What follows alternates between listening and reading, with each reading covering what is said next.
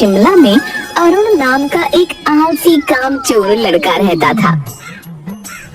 अरे ओ कामचोर, अरे जरा घड़ी तो देख, 11 बज चुके हैं और तू अभी भी बिस्तर में ही पड़ा है? अरुण रुद्र सिंह की बात को अनसुनी करके फिर से करवट बदलकर सो जाता है। मैं तो तंग आ गया हूँ इस लड़के से, रोज रोज इसकी कामचोरी बढ़ती ही जा रही है। पानी की बाल्टी लेकर अरुण के ऊपर डालता है।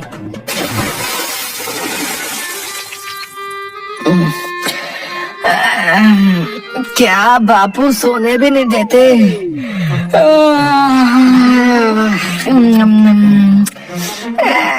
11 ही तो बजे और वैसे भी मैं उठकर कौन सा तीर मार लूंगा। अरे इसीलिए तो उठा रहा हूँ कि आज तुझे भी मैं मेरे साथ काम पर ले जाकर ही रहूंगा। क्या काम? और मैं? आपका दिमाग तो ठिकाने पर है। और वैसे भी बाप के होते हुए बेटा काम करे शोभा देता है क्या? अरे मेरी फूटी किस्मत, अरे तेरे जैसा बेटा मिलने से तो अच्छा था कि मुझे कोई औलाद ही ना होती। सिर्फ मुझे पता है कि मैं तुझे कैसे झेलता हूँ। अरे तो आपको कहा ही किसने मुझे झेलने के लिए, बताओ? देखना, जिस दिन मैं नहीं रहा ना, देखना उस दिन तुम बहुत पछताओगे। अरे क्या पछताऊंगा हैं? दिन भर ताने ही मारते रहते हो। किसी दिन आपसे परेशान होकर मैं खुद ही घर छोड़कर चला जाऊंगा, समझे? फिर आपको मेरी अहमियत समझ में आएगी, समझे? अच्छा, घर छोड़कर जाएगा हैं? फिर उसका हाथ पकड़कर घर से बाहर निकाल देता है। अरे अरे अरे अरे क्या कर रहे हो हैं? बुढ़ापे में सठिया गए हो क्या हैं? तुझे घर छोड़कर जाना था ना, अब जा। और खबरदार, अगर मेरे घर में तूने एक कदम भी रखा तो तेरी टांगें तोड़ दूंगा मैं। ठीक है, तो मैं भी अब कभी भी आपके घर पर कदम नहीं रखूंगा। मुझे भी कोई जरूरत नहीं है तेरे जैसे निकम्मे बेटे की। जा, निकल जा मेरे घर से, और कभी मुझे अपनी शक्ल भी मत दिखाना, समझा? फिर अरुण गुस्से में वहाँ से चला जाता है। अब मैं कभी भी उस खूसट बुढ़े के घर पर नहीं जाऊंगा, चाहे जमीन आसमान एक ही क्यों ना हो जाए। अब मैं इतनी दूर चला जाऊंगा कि वो बुढ़ा चाहे तो भी मुझे नहीं ढूंढ पाएगा। पर उन्हें मेरे होने ना होने से क्या फर्क पड़ता है? उन्हें तो अपने काम से ही मतलब है। और वैसे भी मैं अब तंग आ चुका था उनकी रोज रोज की चिक चिक से। अच्छा ही हुआ उन्होंने मुझे घर से बाहर निकाल दिया, नहीं तो किसी दिन मैं ही भाग जाता। अरुण चलते चलते गांव से कुछ दूर जो पहाड़ी थी वहाँ पर पहुँच जाता है और एक पेड़ के नीचे जाकर बैठ जाता है।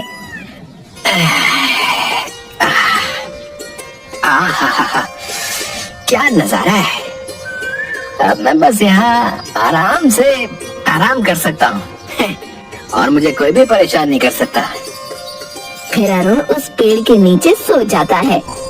थोड़ी देर सोने के बाद उसे भूख लगती है और तभी पहाड़ी पर उसे कुछ लोगों की आवाज सुनाई पड़ती है। ओ तेरी, ये लोग यहाँ मेरी नींद खराब करने क्यों आए हैं? और इतने सारे लोग।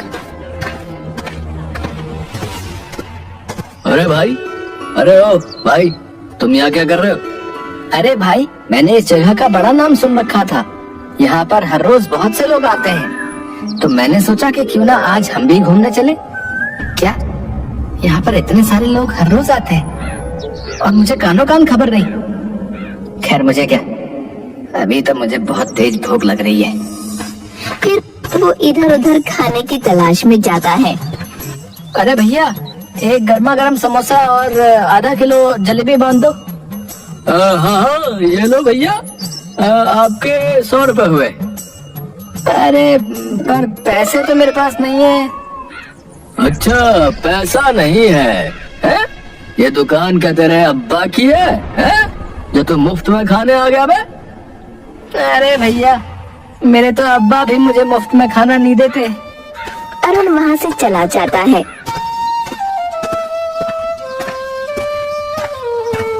और फिर थोड़ी दूर जाकर उसे एक घर दिखाई देता है।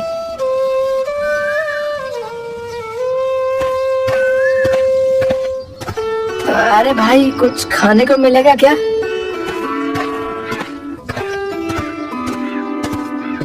अरे ओ, भीख मांगनी है तो कहीं और जाकर मांग। इतना हट्टा कट्टा तो है, कुछ काम धामी कर ले।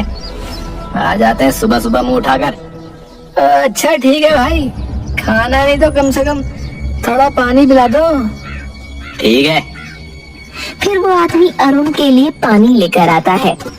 अरुण पानी पीकर फिर से उस पहाड़ पर चला जाता है। कितना भटका, पर कोई भी मदद करने के लिए तैयार नहीं है।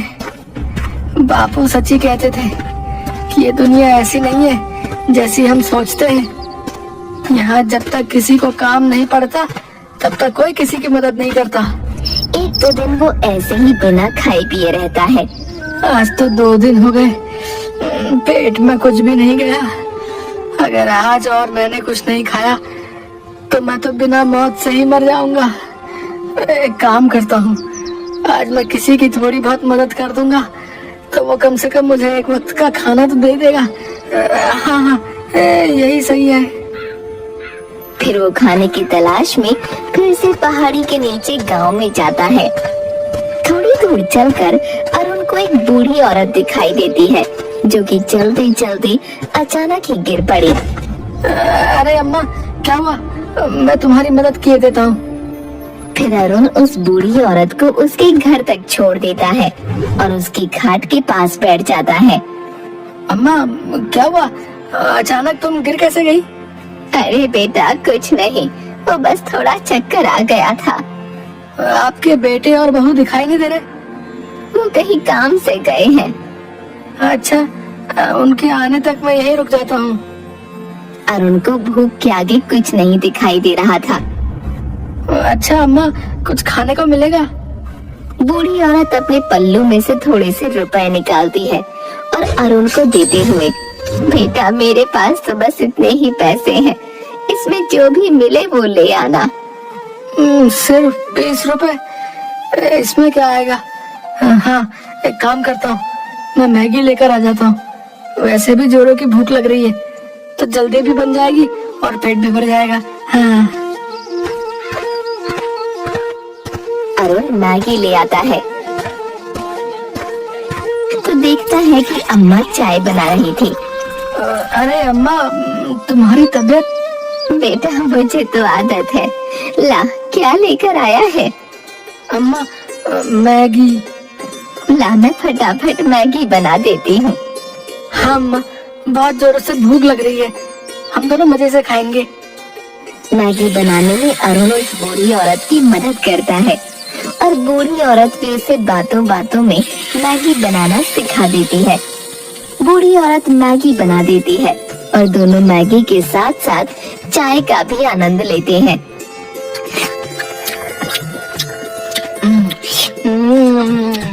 अरे वाह अम्मा, क्या मैगी बनाई है। ऐसी मैगी तो मैंने आज तक नहीं खाई। फिर दोनों मजे से चाय और मैगी खाते हैं। अरुण एक दो दिन उस औरत के पास रहकर उसकी सेवा करता है। अगले दिन, अच्छा अम्मा, अब आप ठीक तो है ना? हाँ हाँ बेटा, अब मैं बिल्कुल ठीक हूँ। अच्छा तो अम्मा, अब मैं चलता हूँ। रुक जा बेटा, जाने से पहले मैं तुझे कुछ देना चाहती हूँ। क्या अम्मा? औरत उसके संदूक में से एक डिब्बा निकालती है। ये ले बेटा, इसमें खास तरह का जादू मसाला है। इसे बस चुटकी भर किसी भी व्यंजन में डालेंगे तो उसका स्वाद 4 गुना बढ़ जाएगा। अच्छा ठीक है अम्मा, अपना ध्यान रखना। अब मैं चलता हूँ। अरुण फिर से उस पहाड़ी पर चला जाता है।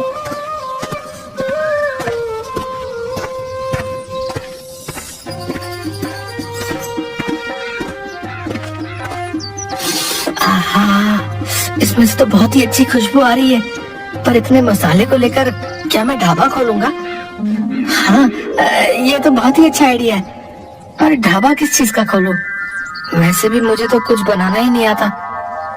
अरे हाँ, अम्मा ने मुझे मैगी बनानी सिखाई तो थी, और वैसे भी उसमें ज्यादा मेहनत भी नहीं होती, और यहाँ आसपास कोई मैगी की दुकान भी नहीं है। हाँ।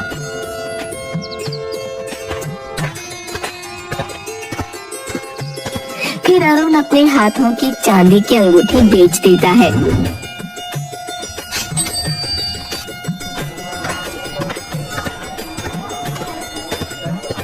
और आसपास से कुछ लकड़ियाँ और टेंट का जुगाड़ करके पहाड़ पर एक चाय और मैगी की दुकान खोल लेता है।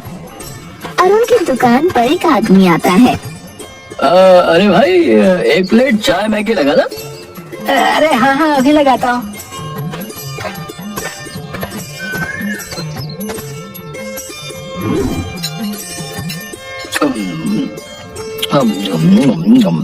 अरे वाह भाई, कुछ भी कहो, पर ऐसी जगह पर चाय और मैगी खाने का तो मजा ही अलग है। हाँ। एक दो दिन तो उसकी दुकान अच्छे से चलती है,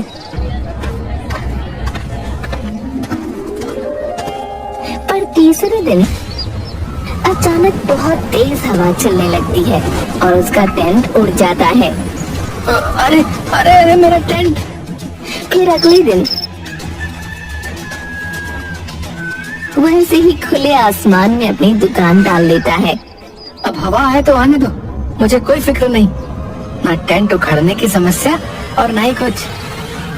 अचानक से घने बादल छा जाते हैं और बारिश शुरू हो जाती है। अरे थोड़ी देर पहले तक तो मौसम पूरा साफ था, अचानक बारिश मेरा पूरा खाना खराब कर दिया। हे प्रभु, ये कौन सी परीक्षा ले रहा है तू? कहाँ मैं ऐसा आराम से अपनी जिंदगी जीता था, और अब एक एक पैसे के लिए तरसना पड़ रहा है। फिर वो अपना बचा खुचा सामान लेकर पास ही के घर में मदद मांगने पहुंच जाता है।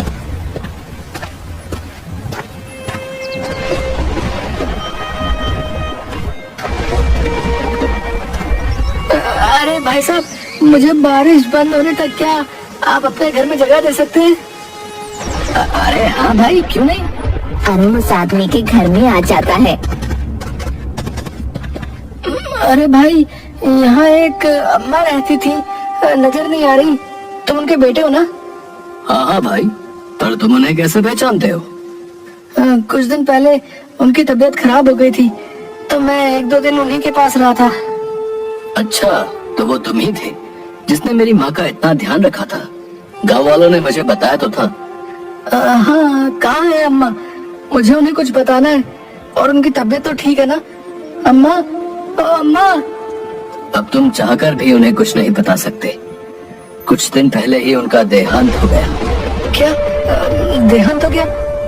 मैं किसी काम से बाहर गया था, और जब वापस आया तो अगले दिन ही अम्मा की तबीयत बहुत ज्यादा खराब हो गई, और आसपास के लोगों ने मुझे तुम्हारे बारे में बताया था। मैंने तो सोचा ही नहीं था कि मैं तुमसे मिल भी पाऊंगा या नहीं। पर तुम यहाँ पहाड़ी पर क्यों रहते हो, और कहाँ से आए हो? अरे वाह, आइडिया तो तुम्हारा बहुत अच्छा है। वैसे भी यहाँ पर बहुत से लोग आते जाते रहते हैं, और आसपास कोई मैगी की दुकान भी नहीं है, तो दुकान तो तुम्हारी बढ़िया चलेगी।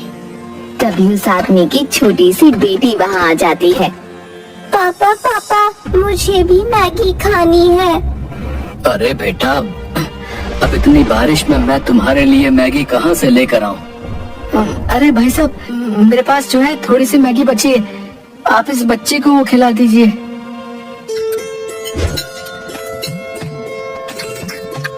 पापा, आप भी खाकर देखिए। फिर वो लड़की अपने पापा को भी मैगी खिलाती है।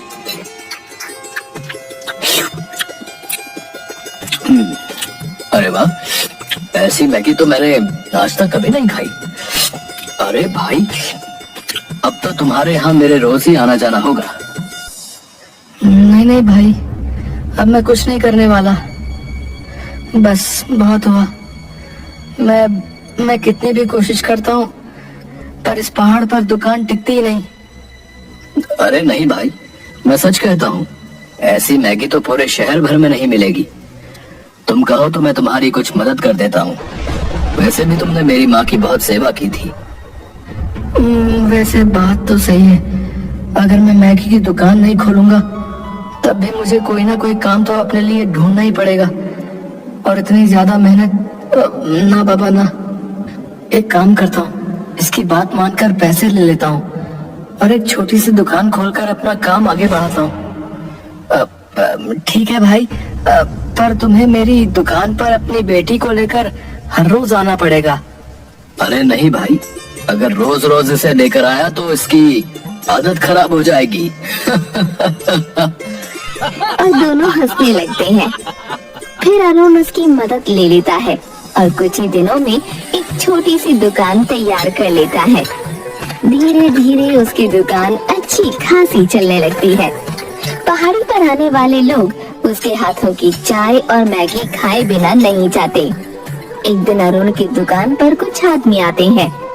अरे भाई, एक मैगी और चाय लगाना। मैं बहुत दूर से तुम्हारी दुकान की तारीफ सुनकर आया हूँ। अरुण बूढ़ी औरत के दिए हुए जादुई मसाले से मैगी बनाता है। अरे भाई, खुशबू इतनी अच्छी आ रही है तो सोचो कि मैगी कितनी अच्छी होगी, है? फिर अरुण सभी को मैगी देता है। अरे वाह भाई, जितना सुना था ये मैगी तो उससे भी ज्यादा स्वादिष्ट है भैया। अगले महीने मेरी बेटी का बर्थडे है, तो मैं उसके जन्मदिन पर भी तुम्हारे हाथ की मैगी का स्टॉल लगवाऊंगा। हाँ। अरुण खुश हो जाता है। कुछ दिनों बाद अम्मा का बेटा भी अरुण की दुकान पर आता है। अरुण उसे देखकर तुरंत पहचान जाता है। अरे भाई साहब, अपने हाथों की गर्मा गर्म एक प्लेट चाय मैगी लगाना। वो गुड़िया तो आज जिद पर ही अड़ गई थी कि उन अंकल के हाथों की मैगी ही खानी है, तो क्या था, फिर मैं ले आया उसे। अरे अच्छा किया भाई साहब, वैसे भी बहुत दिनों से मैं आपसे मिलने की सोच रहा था। अरुण उस आदमी को चाय और मैगी देता है। अरे अरुण भाई, ये तो और भी ज्यादा लाजवाब है। फिर अरुण उस आदमी को उसके पैसे लौटा देता है। ये लो भाई तुम्हारी अमानत, धन्यवाद। अगर उस दिन आप मेरी मदद नहीं करते तो मैं यहाँ तक नहीं पहुँच पाता। अरे भाई, इसमें धन्यवाद की क्या बात है? आपने मेरी माँ की इतनी सेवा की तो इसके आगे तो मेरी मदद कुछ भी नहीं। अरुण की दुकान अब आसपास के गांव में फेमस हो गई थी। उसने अब अपनी दुकान में अलग अलग तरह की मैगी बनाना शुरू कर दी थी और धीरे धीरे करके उसने एक ढाबा बना लिया। और अब उसने अपनी मदद के लिए कुछ आदमी भी लगा लिए थे। एक दिन कहाँ मेरी जिंदगी बिल्कुल निकम्मे जैसी थी और आज मैं एक ढाबे का मालिक हूँ। बापू सही कहते थे, पर अब उनके सामने जाने की हिम्मत ही नहीं होती। पर सच में उनकी बहुत याद आती है। थोड़ी देर बाद जब वो ढाबे में कुछ लोगों को मैगी और चाय दे रहा था, तब वो कुछ लोगों की बातें सुनता है। अरे भाई, सुना तूने? पास के मंदिर में एक आदमी और औरत अपने बेटे को वापस पाने के लिए 4 दिनों से भूखे प्यासे पड़े, बेचारे कहीं के। अरे भाई, काहे का बेचारा है? पहले तो उसने खुद ही अपने बेटे को घर से बाहर निकाल दिया और अब उसे ढूंढने के लिए मन्नत मांग रहा है। अरे भाई, पर सुना है कि वो लड़का कोई कामकाज नहीं करता था, है? इसीलिए गुस्से में आकर उसके बाप ने निकाला था। कहीं पिताजी तो। अरुण दौड़ता हुआ उस मंदिर में जाता है।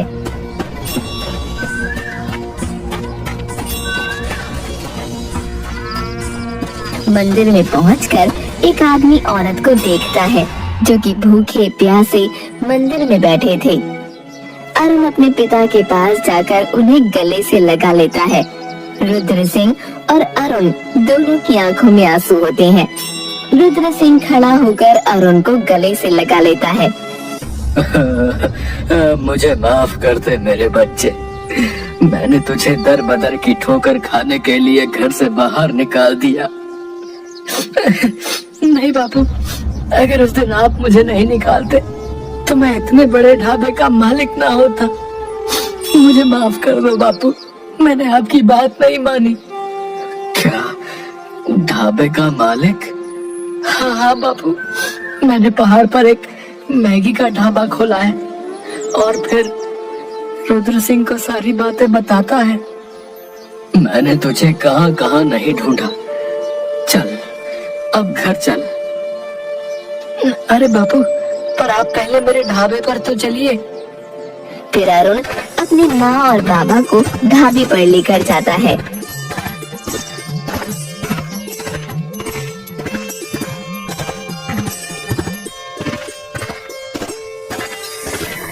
अरे वाह बेटा, इतना बड़ा ढाबा। ये तेरा है क्या? हाँ बापू, हाँ, ये मैंने अपनी मेहनत से खड़ा किया है। मुझे हर पल आपकी बहुत याद आई। फिर रुद्र सिंह अरुण को गले से लगा लेता है। मुझे तुझ पर गर्व है मेरे बच्चे। अब चल, घर चल। तेरे बिना घर जिसे काटने को दौड़ता है। देख कितना दुबला हो गया है।